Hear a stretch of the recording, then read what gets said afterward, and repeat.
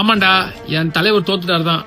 என் தலைவர் எக்ஸ்எம் தான். ஏன் என் தலைவர் தொகுதியிலே தோத்துட்டாரு. என் தலைவர் எக்ஸ்எம்எல்ஏ தான். ஆனா என் தலைவர் கொண்டு வந்த திட்டத்தை உன் தலைவன் இல்ல நாளைக்கு எத்தனை தலைவன் பிறந்து முதல்ல நிறுத்த முடியாது. உயர்த்தி கொடுக்கலாம். மகளிருக்கு மாசம் 1000 ரூபாய் கொடுத்தது 2500 ரூபாய் கொடுக்கலாம், 10,000 ரூபாய் கூட கொடுக்கலாம். ஆனா விதை என் தலைவன் போட்டது. மகளிருக்கு ஆண்களுக்கு ஃப்ரீ பஸ், எத்தனை பஸ் வேணா கொண்டு வந்து விடலாம். 50 ஆண்டுகள் ஆட்சி காலத்துல யாரும் பெண்களுக்கு ஃப்ரீ பஸ் கொடுக்கணும்னு நினைச்சு பார்த்தது இல்லை. என் தலைவன் தான் முதல்ல கொடுத்தாரு. இங்க இருக்கக்கூடிய எத்தனையோ பேருக்கு ஃப்ரீ ஐஏஎஸ் ஆபீஸ் கோச்சிங் திறக்கலாம். அவங்களுக்கு நீ என்ன ட்ரைனிங் வேணா கொடுக்கலாம். ஏஐ ட்ரைனிங் கொடுக்கலாம், ஏஐ யூனிவர்சிட்டி ட்ரைனிங் கொடுக்கலாம், என்ன வேணா கொடுக்கலாம். ஆனா நான் முதல்வன் முதல்ல கொண்டு வந்தது இது வரைக்கும் எந்த அரசும் பண்ணாத நான் முதல்வன் திட்டம் கொண்டு வந்து தலைமுறை பட்டதாரையும் தமிழ் முறையில கல்வி கற்றவர்களையும் ஐஏஎஸ் ஆபீசர் ஆக்குனது என் தலைவன்டா. சொல்லுவேன், பெருமையா சொல்லுவேன். என் தலைவர் முன்னாள் முதல்வர் தான். ஆனா இந்நாள் முதல்வர் நினைச்சாலும் என் தலைவர் கொண்டு வந்து எதையும் மாத்த முடியாது, மாத்தணும்னு நினைச்சு கூட பார்க்க முடியாது. இதே மாதிரிதான் 91ல திமுக 2 எம்எல்ஏ தான் ஜெயிச்சாங்க. 96ல என்னாச்சு? திமுக ஆட்சி.